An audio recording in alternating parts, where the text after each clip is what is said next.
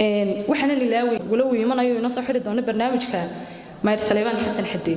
maayirka degmada Boorama yani haddii uu nala shaqayn Saleebaan wax badan nooma suura galeen talaabo kastoon qaadaynay iyo hawl kastoon qabanaynay uu garab taagnaa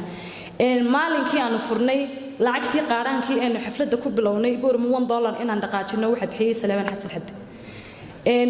markii aanu hawsha soo dhaxgalnay biraha aan gobolka soo gelinaynay waxa soo galiyay yani waxa lagu soo galiyay inay biraha dawladda hoose degmada Boorama leedahay oo cashuur dhaafka waxa soo sameeyay Saleebaan Xasan Xaddi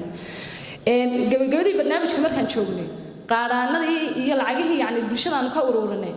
hawsha gabagabadeedii markaan joognay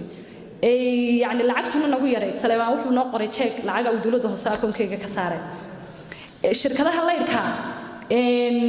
waxay sameeyeen inay lacag soo dalaceen oo bil walba lacag la bixinayo leydka shidmaya lacag ku shaqeynaya sida yani xaafadaha ama hoteelada kale aynu ku shaqeynayno